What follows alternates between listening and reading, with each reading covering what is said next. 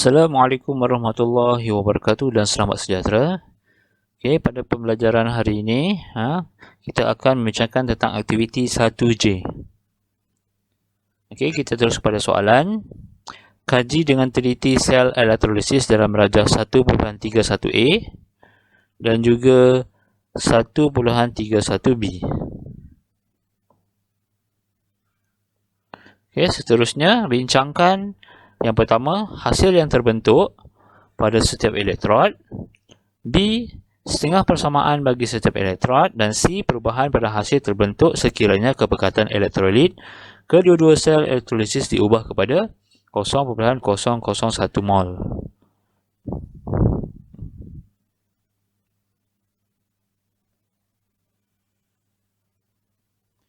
Okey, jadi kita boleh ulang kaji kembali. Ada 3 jenis faktor pemilihan ion untuk dinyacas. Yang pertama adalah nilai E0, yang kedua adalah kepekatan larutan, dan ketiga adalah jenis elektrod.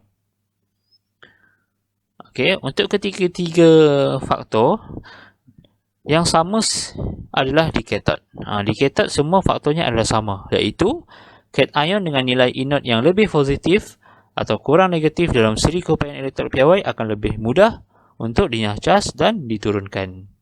Okey, tapi yang berbeza hanya di anode, iaitu kalau faktor E0, E0 yang lebih negatif akan dipilih untuk dinyacas. Kalau kepekatan larutan, okey, kita akan pertimbangkan pemilihan ion sekiranya larutan mengandungi ion halida dan mempunyai kepekatan yang tinggi. Okey, yang ketiga, kalau jenis elektrod, kita akan pilih untuk elektrod yang aktif, iaitu seperti kuprum dan argentum.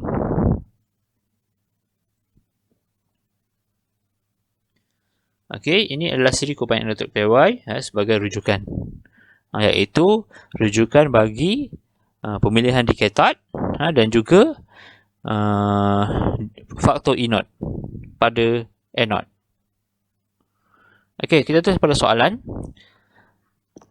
Okey, diberi satu sel elektrolisis menggunakan elektrod karbon dan juga menggunakan larutan natrium klorida 0.5 mol Dm-3. Okey, jadi yang pertama sekali kita kena tentukan apakah faktor yang terdapat di sini. Sama ada faktor E0 ataupun faktor kepekatan ataupun faktor elektron. Okey, senang je. Yang pertama sekali kita tengok dia punya elektrod. Okey, maksudnya di sini diguna elektrod karbon. Maksudnya untuk faktor elektrod memang tidaklah, sebab dia tak guna elektron yang aktif, dia guna karbon. Okey, jadi untuk sel elektrolis ini antara E0 dan kepekatan. Okey, kita tengok larutan dia. Digunakan larutan NaCl. Okey, maksudnya di sini ada larutan halida. Okey, Cl. Okey, jadi kita kesimpulannya adalah ini adalah faktor kepekatan. Okey, seterusnya kita tengok dia punya terminal. Okey, X ni adalah terminal positif. Kerana dia terletak pada bateri yang positif. Okey, nak tengok bateri positif yang panjang. Okey, ni positif. Yang pendek ni adalah negatif. Jadi X ni adalah terminal positif ataupun kita panggil dia sebagai anode lah. Okey, untuk Y adalah terminal negatif ataupun kita panggil sebagai cathode. Okey, seterusnya kita kena keluarkan ion-ion yang hadir. Okey, ion-ion yang hadir sudah tentulah ada ion Na+, Cl-,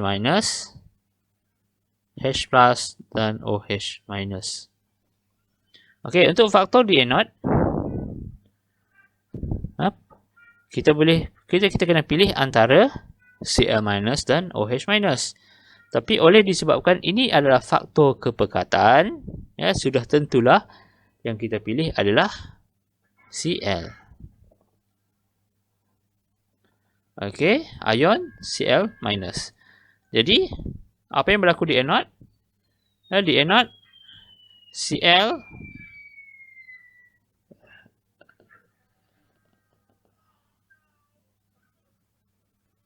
di anode Cl akan menghasilkan Cl2 dengan membebaskan elektron. Okey, jadi kita seimbangkan setengah persamaan dia. Okey. Jadi ini yang berlaku di anode. Kita kena pilih Cl lah sebab faktor kepekatan menyatakan bahawa kita kena pilih halida jika terdapat ion halida yang kepekatannya tinggi. Okey. Di katod, apa yang kena pilih? Antara Na plus dan H plus. Okey, kalau katod kita kena pilih kedudukan ataupun kita kena pilih yang mana yang lebih nilainya lebih positif. Okey, jadi cuba kita bandingkan antara Na plus dan H plus. Di mana terletaknya?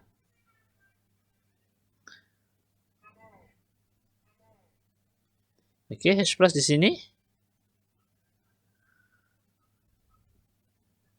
Okey, Na di sini. Jadi di sini kita nampak H plus bacaan dia adalah 0.00 dan Na plus adalah negatif 2.71. Maksudnya yang mana lebih positif adalah H plus. Jadi di katod H plus adalah yang dipilih untuk dinyacas. Dia akan menerima elektron dan menghasilkan H2. Okey, kita seimbangkan 2 dan 2. Okey, yang kita akan pilih H plus lah sebab nilai inot dia lebih positif. Okey, berbalik kepada soalan. Hasil yang terbentuk pada setiap elektron. Okey, jadi hasil yang terbentuk sudah tentulah di anode kita ada klorin terbentuk. Di katod akan terbentuk hidrogen. Okey, yang kedua, setengah persamaan bagi setiap elektrod. Ni kita dah tulis dah setengah persamaan. Ini adalah persamaan di X ataupun di anode dan ini adalah persamaan di Y ataupun di katod. Okey, seterusnya yang ketiga, perubahan pada hasil terbentuk sekiranya kepekatan elektrolit kedua-dua sel diubah kepada 0.001 mol. Okey, maksudnya di sini dia ubah kepekatan ni daripada 0.5 kepada 0.00011 mol. Dm negatif 3. Apa yang berlaku di sini? Kepekatannya telah berkurang. Okey.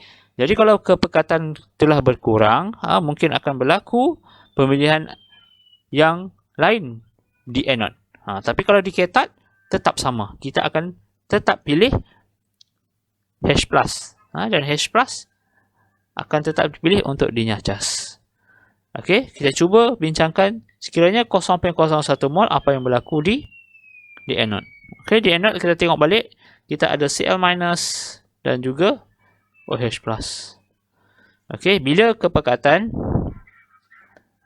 kurang ataupun cair, kita perlu mengambil faktor inot sebagai faktor ion pemilihan untuk dinyacas. Okey, jalur untuk faktor inot kita kena tengok nilai yang lebih negatif. Jadi kita kena bandingkanlah antara Cl minus dan OH minus yang mana nilai inotnya lebih negatif. Okey, Cl minus di sini, OH di sini. Jadi mana yang lebih negatif? Sudah tentulah 0.4 dengan 1.36, 0.4 lebih negatif. 1.36 lebih positif. Jadi jika kepekatan berkurang ataupun digunakan kepekatan 0.0001 mol, faktor inot telah berubah. Maksudnya dia akan pilih OH minus. Okey, bila pilih OH minus, setengah persamaan dia akan berubah, iaitu OH minus menghasilkan O2 tambah H2O dengan membebaskan elektron. Okey, kita seimbangkan. Okey, 2, 4, elektron 4. Okey, jadi kat sini hasil dia telah berubah. Sebelum ini kita jika guna yang pekat, hasilnya adalah klorin, tapi kita guna yang 0.01 ya, yang cair. Hasilnya adalah oksigen. Okey, telah berubah. Okey, itu adalah pembincangan bagi Rajah 1.31. Okey, seterusnya kita tengok pula soalan Rajah 1.31B. Okey. Okey, sama juga kita kena pilih dulu faktor, sama ada faktor E0, faktor kepekatan atau faktor elektron. Okey, yang pertama kita tengok dulu jenis elektronnya. Jadi elektron adalah platinum. Maksudnya kita tolak tepi faktor elektron sebab digunakan platinum. Okey. Seterusnya kita tengok larutan. Ada tak halida? Okey, di sini tiada larutan halida. Digunakan argentum nitrat. Maksudnya ini bukan faktor kepekatan, ini adalah faktor E0. Okey, seterusnya kita nak kenal pasti yang mana terminal anode dan kathode. Okey, terminal J adalah anode. Ya, sebab dia positif. Dan K adalah kathode. Okey. Seterusnya kita tengok apakah ion-ion yang hadir. Okey, kita ada ion Ag+, NO3-, H+, dan OH-. Okey, untuk di anode, untuk faktor ion yang dipilih untuk dinyah cas, antara dua, antara NO3 dan OH. Okey, jadi kita akan pilih OH untuk dinyah cas. Okey, jadi untuk persamaan dia, OH minus akan membebaskan oksigen, air dan membebaskan elektron. Okey, kita seimbangkan 2H2O, 4OH dan 4 elektron. Okey, seterusnya di kathode antara argentum, ion argentum dan H+. Okey, kalau kita tengok di sini H+ ada Ag ada di sini. Okey, Ag ada di sini. Okey, dan H+ ada di sini. Yang mana lebih positif? Sudah tentu Ag+. Jadi Ag+ akan dipilih untuk dinyah cas.